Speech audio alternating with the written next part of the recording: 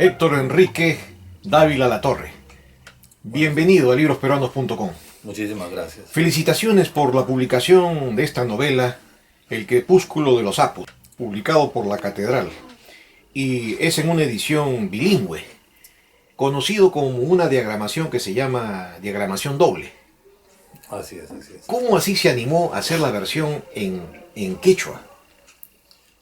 El tema de la novela es el conflicto, la rebelión de Manco Inca, una guerra de resistencia.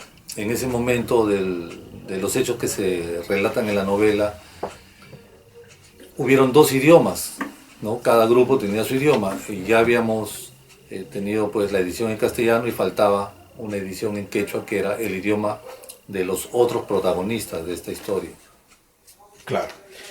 Ahora, esta novela, al ser leída, es una obra que revive la identidad andina precolombina y en ese sentido ayuda a una reflexión sobre la identidad peruana.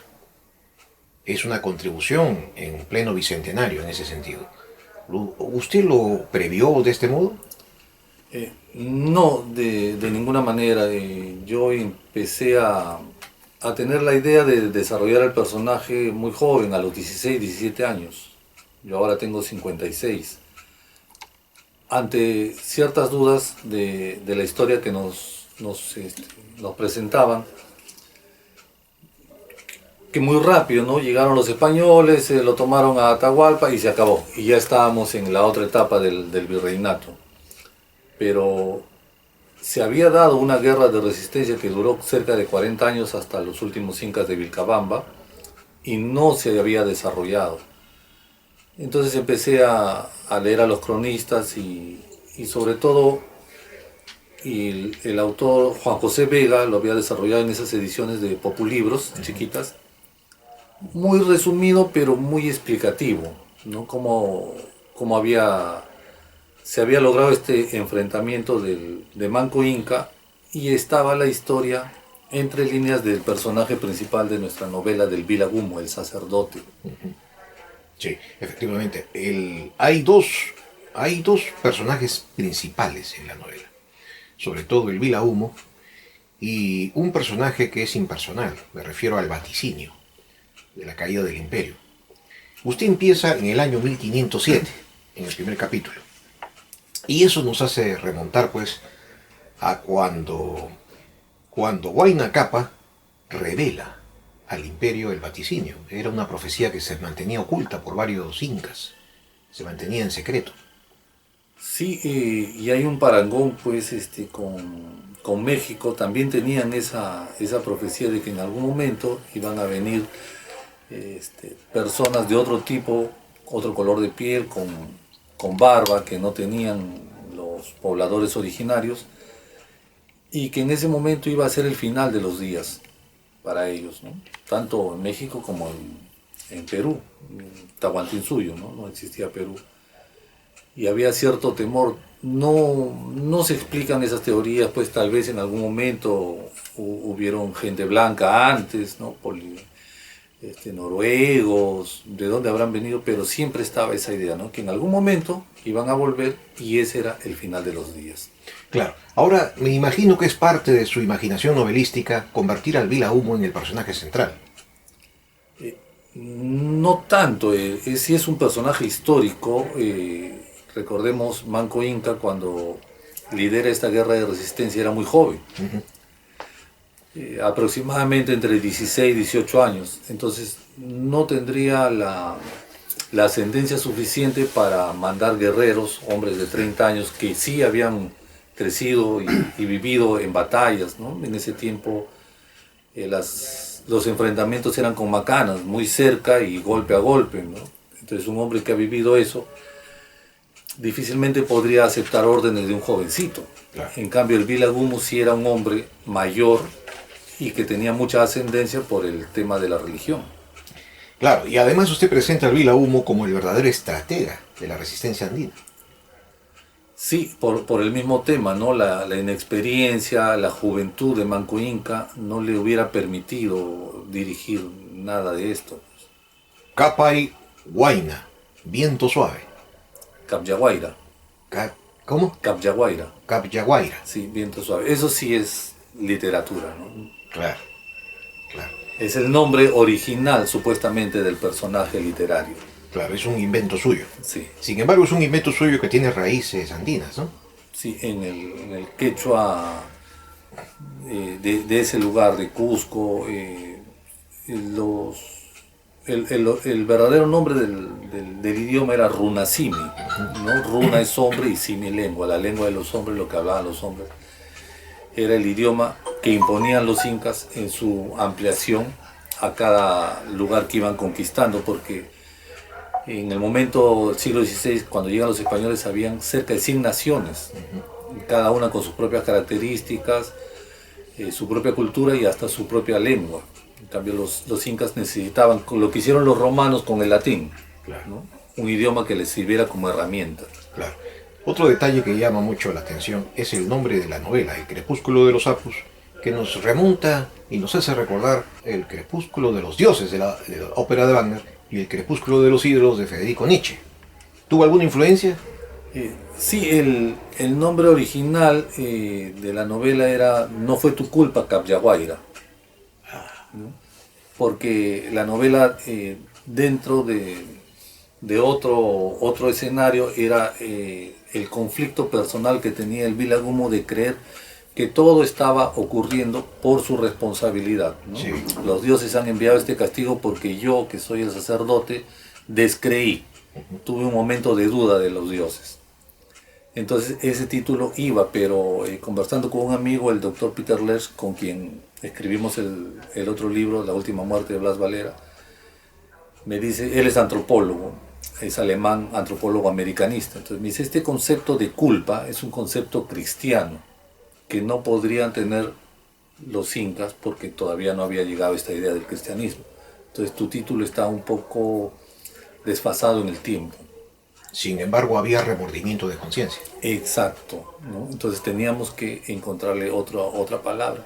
Y él me sugirió, como él es de origen alemán, por eso tiene la relación con Wagner, ¿no? El crepúsculo de los sapos, porque después de leerla le daba esa idea que se iban apagando el brillo de los dioses tutelares de la dinastía inca. Efectivamente, hay una parte muy interesante de los capítulos en el que el propio Vilahumo le dice a Manco Inca, mire, este no es una guerra entre hombres, es una guerra entre hombres y dioses de ambos lados. Sí, bueno, generalmente las guerras la ejecutan las personas, pero detrás hay una idea que los mueve, ¿no? Puede ser la patria, puede ser la verdad, la justicia, hay un ideal. Ambos grupos tenían sus dioses tutelares, ¿no? Los españoles tenían un sacerdote que ofrecía misa antes de empezar la guerra, y del otro lado también el sacerdote, el Vilagumo, llevaba algunos rituales que les permitían tener una mayor cohesión a los guerreros incas, ¿no? Entonces por eso es que se refiere, tal vez sea una guerra de dioses y no solo de hombres. Claro.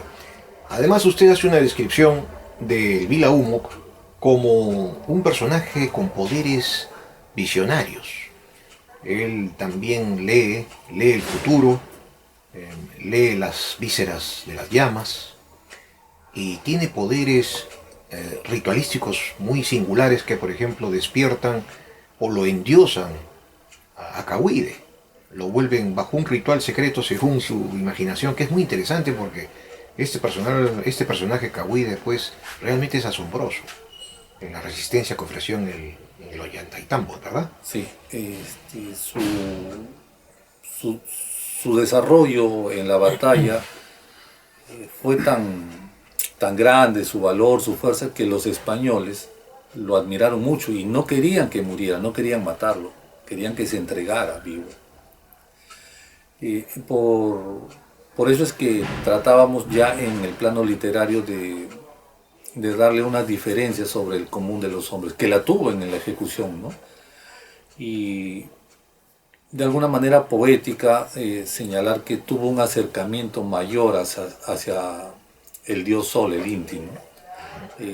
El Inca era hijo del Inti, ¿no? Pero también se podía llegar a él a través de este ritual, ¿no? ¿Usted tuvo alguna asesoría histórica, religiosa, para elaborar este complejo personaje del Vilahumo?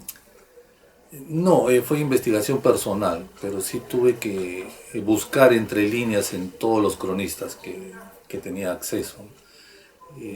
Era muy odiado por los españoles porque de alguna manera mantenía viva la llama de no dejarse vencer. En esos momentos de guerra más pesa el ánimo a veces que las armas, ¿no? Si uno está desanimado, así tenga las mejores armas, no va a poder combatir. Y el Vilagumo estaba detrás, ¿no? Alimentando eso. Otro detalle que llama mucho la atención es cómo el Vilahumo, en dos ocasiones, usted lo hace peregrinar al Pachacama, al templo de Pachacama. Sí, las culturas pre-incas mantuvieron vigencia ya cuando el imperio inca, que duró un aproximado entre 50 y 70 años, pero se mantenían los oráculos, como en este caso Pachacamac, ¿no? Y era obligatorio una peregrinación, porque era el templo donde se podía de alguna manera visorar el futuro, ¿no? Ver un poco hacia adelante. Tenían sus propios rituales. Ahora, el título de esta novela parece que lo deja casi en compromiso para una subsiguiente, porque como es bien conocido, los españoles, después de derrotar en Vilcabamba a los últimos incas, se empeñaron mucho en desterrar en una campaña que se llamó la extirpación de idolatrías, y influyeron mucho sobre todo en el lado del Tiahuanaco. Sí, el extirpador de idolatrías Arriaga, Y Francisco de Ávila. sí, trataban pues de dejar sin cultura, porque la cultura puede ser el germen con el cual se reinicie una guerra, una rebelión. La cultura es siempre subversiva. El nuevo orden que habían impuesto los españoles ya no era las personas que vivían aquí ya no pertenecían políticamente a las poblaciones originales, sino eran súbditos de España, ¿no? Estábamos en un virreinato, había monedas, habían pesos españoles, habían instituciones españoles, teníamos derecho español. Entonces ya se había establecido este orden en el virreinato, pero la cultura podía dar la idea de que regresar a los tiempos anteriores era una opción, era una alternativa. Por eso todo lo que representara cultura anterior a lo cristiano era una idolatría y debería ser extirpado. Hubo una persecución, hubo quema de quipus en todos lados, porque los quipus que sobreviven son solamente quipus numéricos. Los quipus literarios eran quemados. Tanto así que se negó la existencia hasta hace poco de que existieran quipus que no fueran numéricos, pero el virrey Toledo tenía una ley que indicaba: deben ser destruidos todos aquellos quipus que no sean numéricos. Entonces, ¿cómo se destruye algo que no existe? La misma ley que los estaba condenando les ha dado vigencia. Podemos saber que existieron porque estaban prohibidos. Claro, esta novela está redactada en un estilo bastante entendible. Incluso cuando usted hace uso de palabras quechua, tiene la gentileza de poner inmediatamente la traducción. Y está en un estilo bastante directo. Mantiene la emoción y el suspenso en cada capítulo a través del arte literario novelístico. Y también deja como un sabor de continuación. Uno se pregunta al terminar, ¿y podrá decir otra cosa más de lo que pasó en nuestra historia? ¿Podrá novelar otro capítulo más? Bueno, ese momento histórico no termina pues con la muerte del Vilagumo, porque Manco Inca logra escapar y continúa la resistencia con los incas de Vilcabamba, ¿no?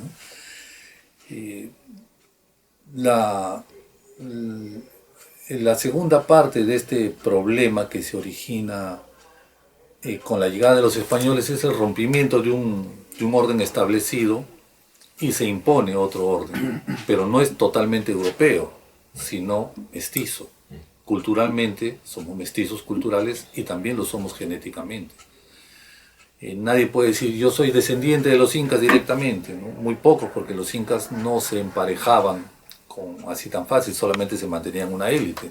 Cuando se encontraban con algún señor, algún reino, entregaban una hija o una hermana, pero ese hijo no tenía tantos derechos como quien fuera descendiente de las panacas reales. Pero los mestizos continuamos esta historia. Por eso el otro libro, La última muerte de Blas Valera, ya trata un poco sobre el desarrollo de esta guerra, pero ya con los mestizos. Ya no existen los pobladores originarios puros, ¿no? Sino mestizos como somos ahora, en mayor o menor grado, estamos bastante mezclados genéticamente y culturalmente, ¿no? En este momento estamos hablando de un conflicto del siglo XVI donde están los incas, pero estamos hablando en idioma castellano, que es un idioma que no existía aquí. Estamos haciéndolo con escrituras, fonemas, que no existían. Entonces ya estamos desarrollando la cultura mestiza, tratando de explicar lo que ocurrió en ese momento. Claro. Ahora, el capítulo final, El fuego para el Vila Humo, es un capítulo muy hermoso, muy estético, muy poético, porque usted lo describe en un momento en que su carne y su cuerpo es achicharrado por las llamas, y sin embargo él no siente nada. Y él ya se encuentra con su padre y con los dioses que lo reciben. Sí, teníamos que darle alguna salida, algún tratamiento al personaje. Estamos basados en un personaje histórico, pero ya se convierte en un personaje literario. Y a veces el mismo personaje se le escapa al autor, ¿no? Busca su propio camino. No podíamos permitir pues que terminara con su muerte, por eso le damos una idea de que esto puede continuar, ¿no? Y quienes continúan esa historia somos nosotros en este momento, ¿no? Buscando nuestra propia identidad. Somos descendientes de los incas, somos descendientes de alguna de las otras 100 naciones originarias, somos descendientes de los europeos, somos una mezcla de todos. Efectivamente, usted acá escribe, deja constancia que es oriundo de Chachapoyas. Sí, por la rama materna, ¿no? Yo nací en Lima, pero toda mi familia es de allá, de Chachapoyas.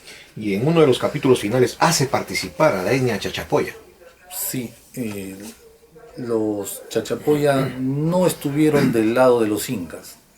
De alguna manera nunca se dejaron conquistar por los incas, ¿no? Y cuando llega Francisco Pizarro con su ejército de españoles y de muchos indígenas aliados, miles, se encuentra con una comitiva que parecía un ejército y cuando se acercan se dan cuenta que son jóvenes, hombres y mujeres jóvenes, adolescentes. Entonces pregunta qué es esto, a dónde van, y les responden: somos el tributo en personas que van hacia el Inca. Y él dice: no, regrésense. Entonces estos chicos regresan a Chachapoyas, donde la familia ya se había despedido de ellos y estaban seguros que no los verían nunca más, porque quedaban en el Cusco o en algún lugar donde los designara el Inca, las mujeres tal vez como aguias en algún templo y los hombres o soldados en el ejército inca o algún cargo administrativo. Entonces cuando regresan allá le dicen: ¿qué es esto? ¿Quién nos devuelve a nuestros hijos? Y desde ese momento empiezan a establecer alianza con los españoles. Por eso cuando al final Manco Inca los tiene acorralados acá en Lima, llegan 7.000 guerreros chachapoyas a defender a los españoles. Difícilmente podemos establecer si es una traición o es un acto de lealtad, ¿no? Cada uno tenía sus propios intereses. Efectivamente, en ese capítulo, cuando Lima es cercada, es uno de los capítulos más controvertibles históricamente en la novela, ¿no?